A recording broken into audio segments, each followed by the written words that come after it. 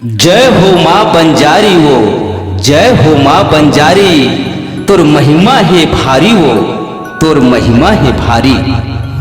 दीन दुखिया के दुख हरे तय, दीन दुखिया के दुख हरे तय। गुण गावे नर नारी। जय हो माँ बंजारी वो, जय हो माँ बंजारी। चोर भट्ठी चकवे के भुइयाला, चोर भट्ठी चकवे के भुइयाला बनाए पावन धाम वो। तिही दुर्गा तिही काली, कतको है तोर नाम वो, कतको है तोर नाम वो, कतको है तोर नाम वो।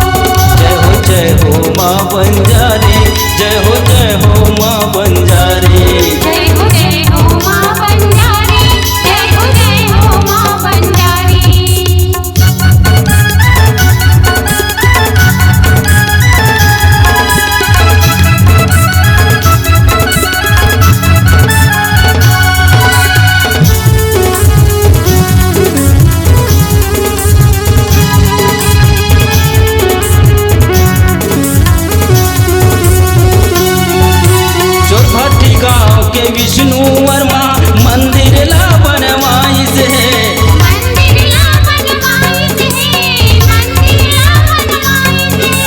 पूजा पाठ यौ सेवा करी से, चार जन लइका पाई से, चार जन लइका पाई से, चार जन लइका पाई से।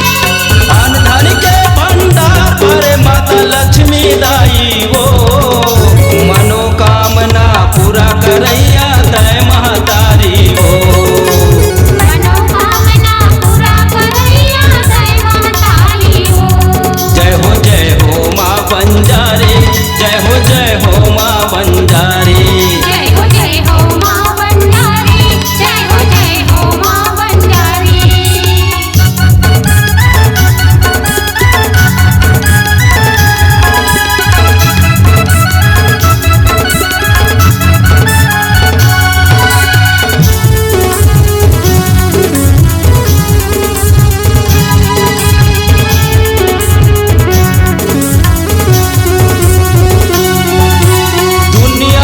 के नर नारी मन तरस करे बरियात है, तरस करे बरियात है, तरस करे बरियात है। दुखिया मन के दुखला हारे खाली झोली भर जाते, खाली झोली भर जाते, खाली झोली भर जाते। चेर चेरा पुण्य मेला भराते, बदना बदे है वो, मनोकामना पूरा करैया तय महतारी हो। मनोकामना पूरा करैया तय महतारी हो। जय हो माँ बंजारी, जय हो माँ बंजारी। जय हो माँ बंजारी, जय हो माँ बंजारी।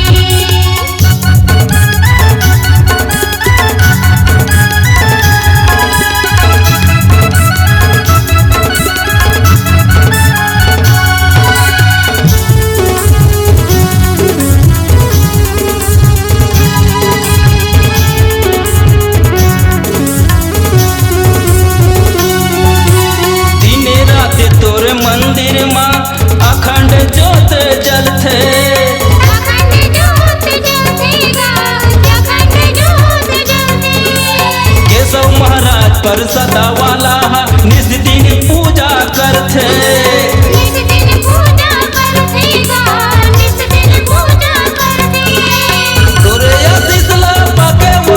तक जीवन सुधर के वो मनोकामना पूरा करैया तय महतारी हो। मनोकामना पूरा करैया तय महतारी हो। जय हो माँ बंजारी, जय हो माँ बंजारी। जय हो माँ बंजारी, जय हो माँ बंजारी। चोर भट्टी जगह के भुइया माँ विराजे दाई वो मनोकामना पूरा करैया तय महतारी हो। मनोकामना पूरा करैया तय महतारी हो। जय हो माँ बंजारी, जय हो माँ बंजारी। जय हो माँ बंजारी, जय हो माँ बंजारी। जय हो माँ बंजारी, जय हो माँ बंजारी।